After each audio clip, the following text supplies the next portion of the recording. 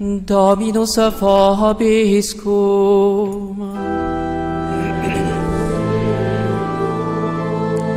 Sequentia sancti Evangelii secundum Matteum.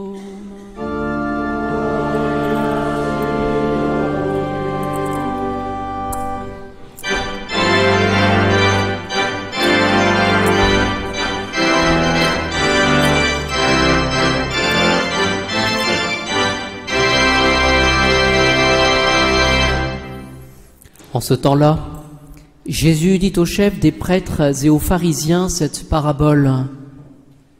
Le royaume des cieux est comparable à un roi qui célébra les noces de son fils. Il envoya ses serviteurs convier aux noces les invités, mais ils ne voulaient pas venir.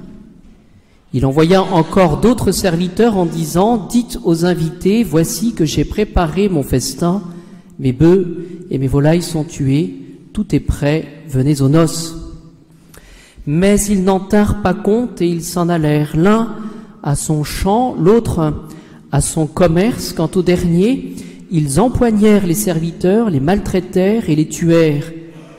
En apprenant cela, le roi se mit en colère. Il envoya ses troupes, fit périr les meurtriers et brûla leur ville. Alors il dit aux serviteurs, la noce est prête, mais les invités n'étaient pas dignes. Allez donc aux croisées des routes, et tous ceux que vous trouverez, invitez-les aux noces. Les serviteurs s'en allèrent sur les routes, ils rassemblèrent tous ceux qu'ils trouvèrent, mauvais et bons, et la salle des noces fut remplie de convives. Or le roi entra pour voir les convives, il vit là un homme qui ne portait pas le vêtement de noces, et il lui dit, « Mon ami, comment es-tu entré ici sans avoir le vêtement de noces ?» L'autre resta muet.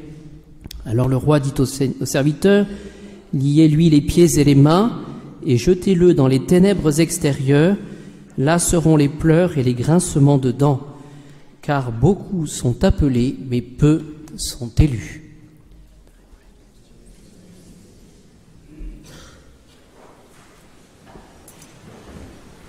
Au nom du Père, du Fils et du Saint-Esprit, ainsi soit-il.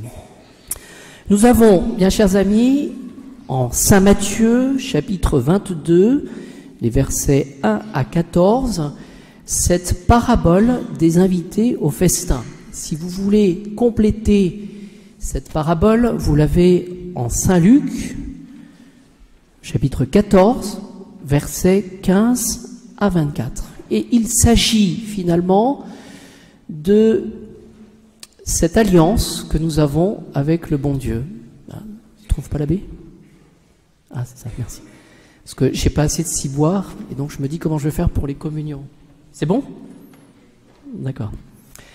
Et cette alliance pour le royaume, c'est que nous sommes tous conviés à ces noces avec le Seigneur. C'est notre vocation. C'est-à-dire que le Seigneur nous a créés, nous a donné une âme, créée à son image, et il nous attend, et il nous appelle. Et finalement, si nous avons compris déjà cela, eh bien nous aurons compris déjà le sens et le but de notre vie. Demandons cette grâce de ne pas différer. Le dîner est prêt. Heureux qui prendra son repas dans le royaume de Dieu. Oui, c'est notre vocation. Je vous ai invité à prier pour notre défunt d'hier. Eh bien, je puis vous assurer que cette personne-là, elle attendait finalement à l'extrémité la mort. Et c'est une grande grâce, cela, de ne pas se dire qu'on part vers le néant. On a la foi et donc nous sommes conviés. Voilà. Et cela, il faut se le redire chaque jour. Ma vie, elle a un but. C'est le ciel.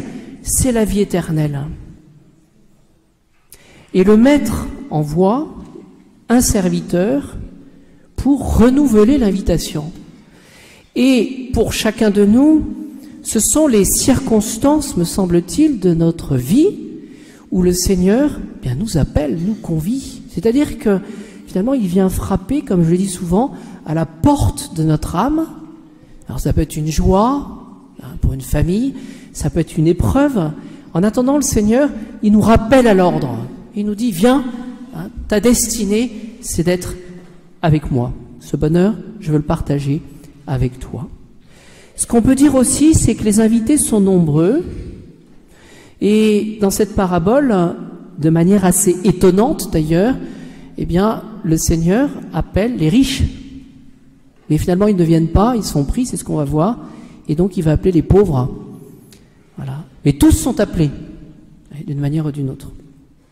Je m'arrêterai juste sur un point aujourd'hui.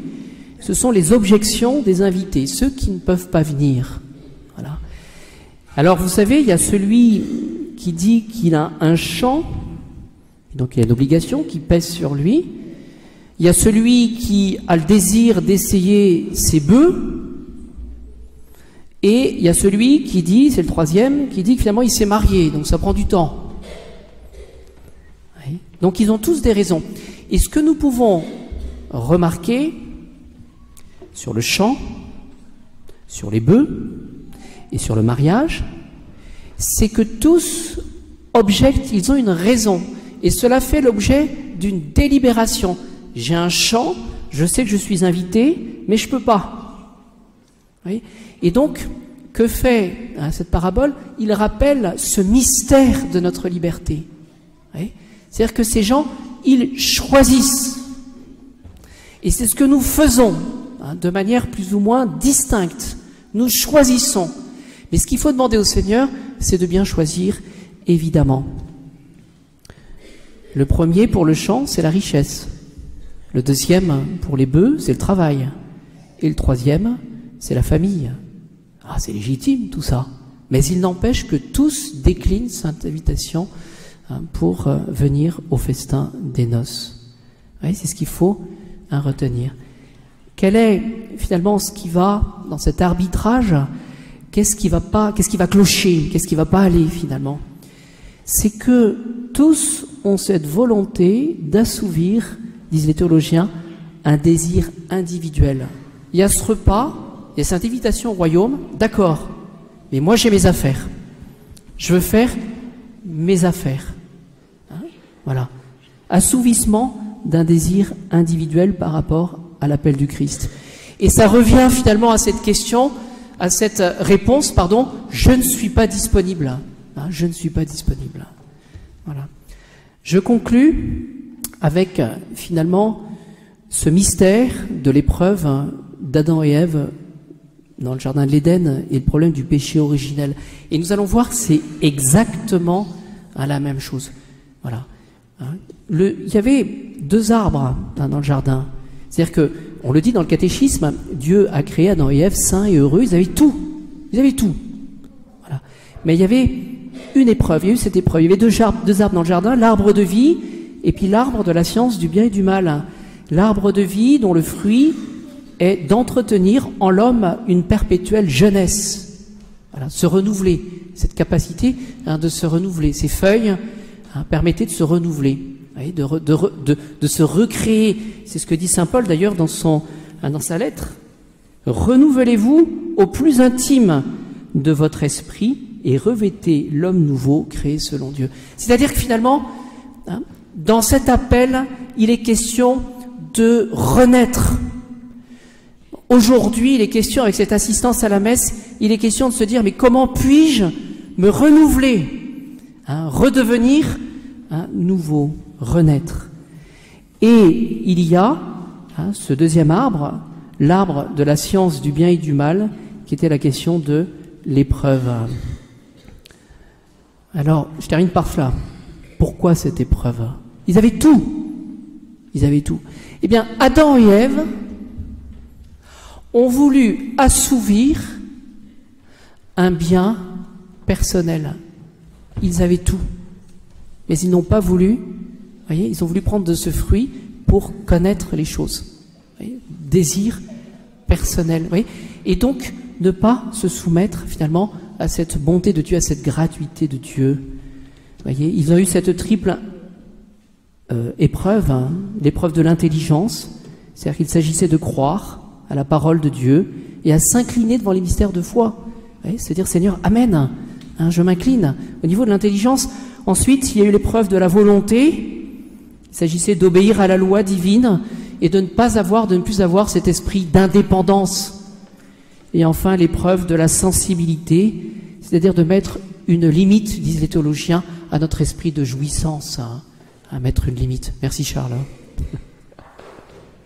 Voilà, notre sacristain est malade pour ça, mais de mettre, voyez-vous, une limite à notre esprit de jouissance. Alors, demandons aujourd'hui bien humblement au Seigneur d'avoir ce désir, cette liberté de répondre aux sollicitations de la grâce. Qu'est-ce que le Seigneur me demande aujourd'hui? Pour que je puisse lui dire, je suis disponible. Ça peut être une grande chose, mais ça peut être une toute petite chose. Et la vie, elle tient à des détails. Donc essayons aujourd'hui tout simplement de poser cet acte en disant, Seigneur, oui, je suis là, je suis disponible, j'ai cette liberté, j'ai cette générosité.